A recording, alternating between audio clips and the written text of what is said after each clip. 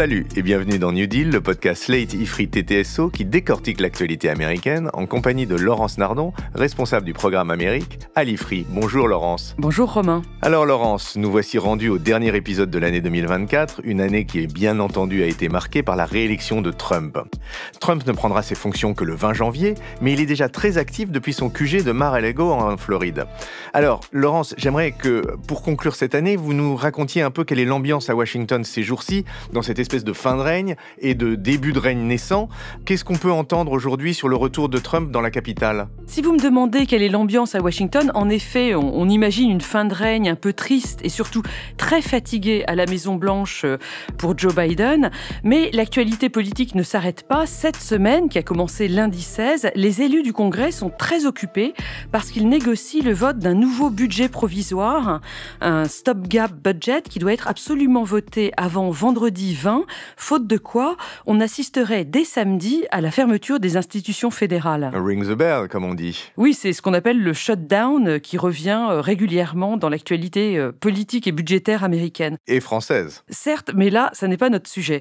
Le risque à Washington ne semble pas trop élevé de toute manière parce que les républicains les plus radicaux, ceux qui sont toujours à la manœuvre pour faire de l'obstruction ces dernières années, qui appartiennent pour beaucoup d'entre eux au Freedom Caucus d'extrême droite, eh bien, ils viennent de voir leur champion gagner les élections, Donald Trump, et donc ils ne vont vraisemblablement pas faire de problème cette semaine pour voter un budget provisoire. Pour le reste, le calendrier du processus électoral a l'air de se poursuivre normalement et doucement, Laurence. Tout à fait. Cette semaine, mardi 17 décembre, les grands électeurs se sont réunis dans leurs États respectifs pour se compter et déclarer officiellement qui est le gagnant dans leur État.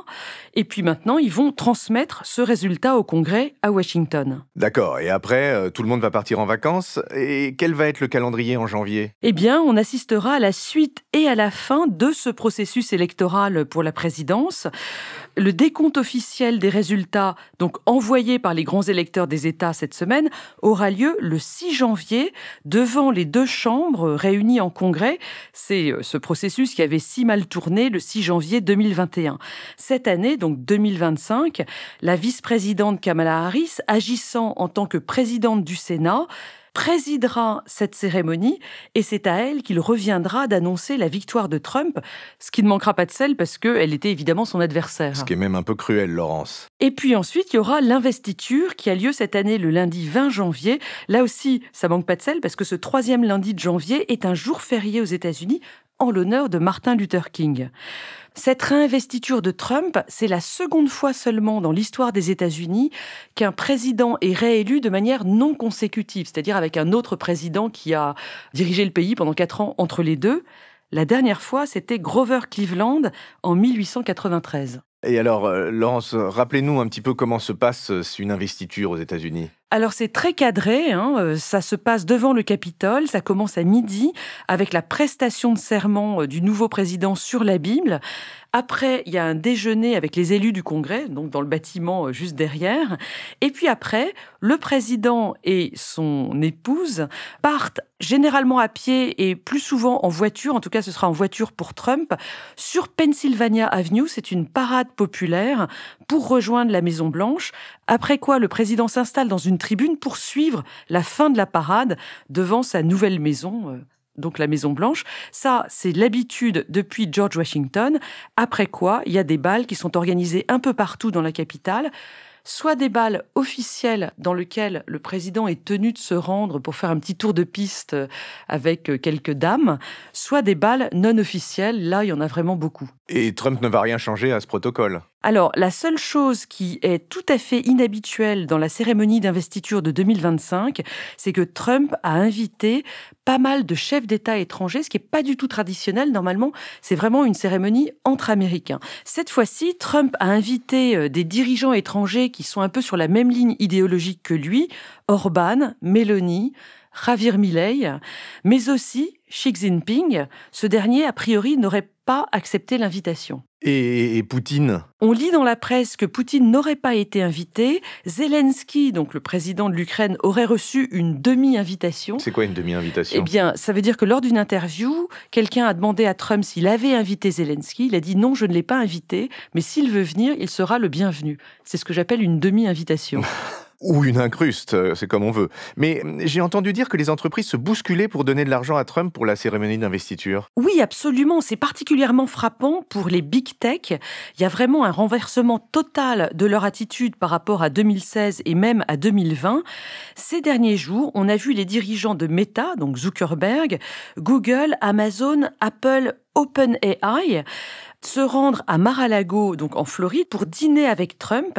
Et pour chacun de ces noms que je viens de citer, on a vu une donation d'1 million de dollars pour l'organisation de cette investiture du 20 janvier prochain. C'est quasiment comme les rois mages qui viennent mettre un pied en terre devant le nouveau Messie avec leurs cadeaux. Oui, et plus largement, ce sont tous les responsables de Corporate America, c'est-à-dire des grandes entreprises américaines, qui se pressent actuellement pour littéralement faire leur cours à Donald Trump.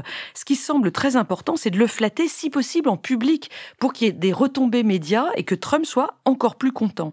Je vous ai cité Big Tech, mais le week-end dernier, c'était les responsables de Big Pharma, c'est-à-dire des grandes entreprises pharmaceutiques américaines, qui y étaient. Et c'était d'autant plus choquant qu'on apprend ces jours-ci qu'il y a un nouveau scandale sur les opioïdes.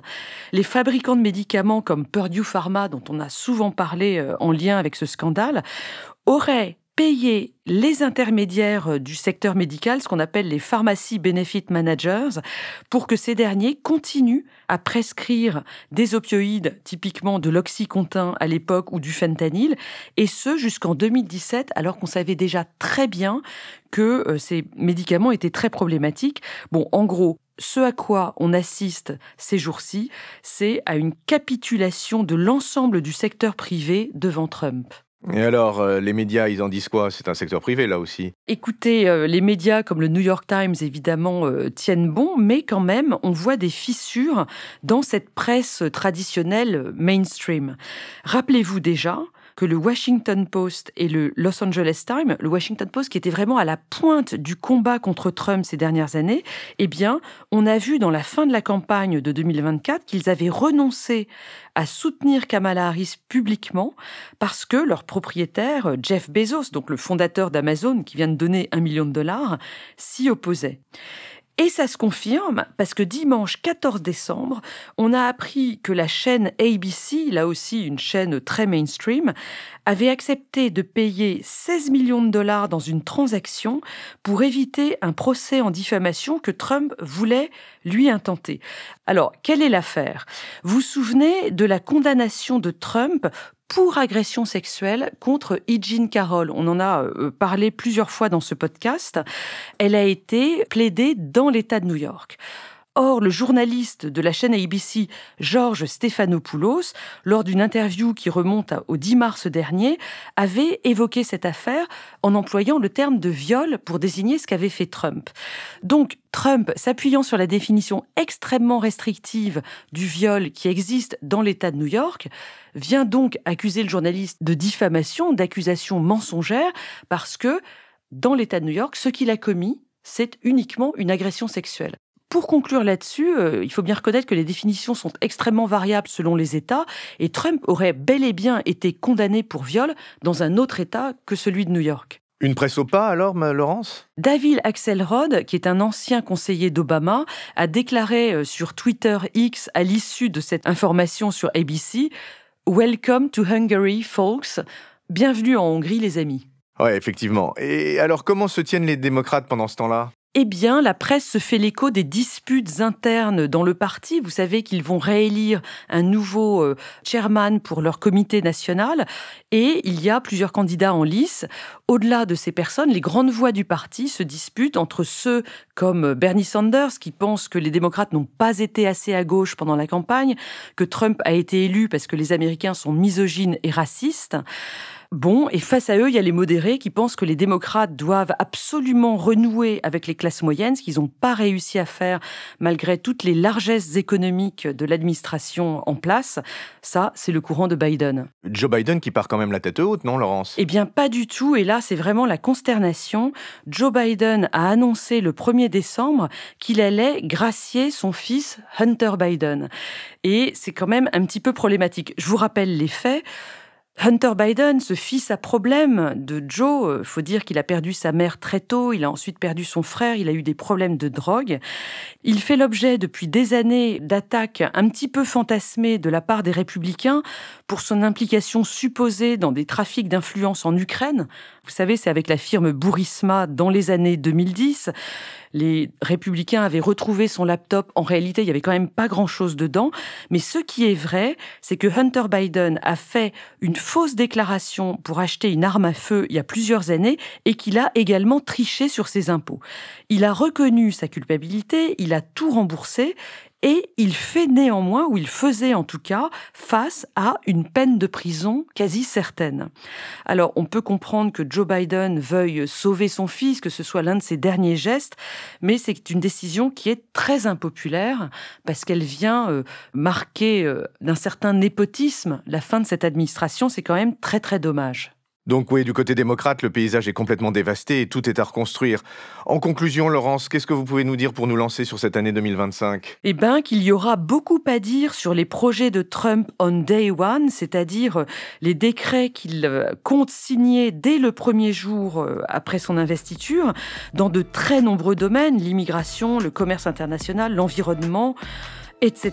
Mais je vous propose qu'on en reste là, on en a dit assez pour aujourd'hui. On se reparle au mois de janvier. Et je m'en réjouis, Laurence. Bonne fête à vous et bonne fête à tous nos auditeurs. Et effectivement, on se reparle en 2025. Merci Romain, bonne fête à vous, bonne fête à tout le monde et on se retrouve bientôt.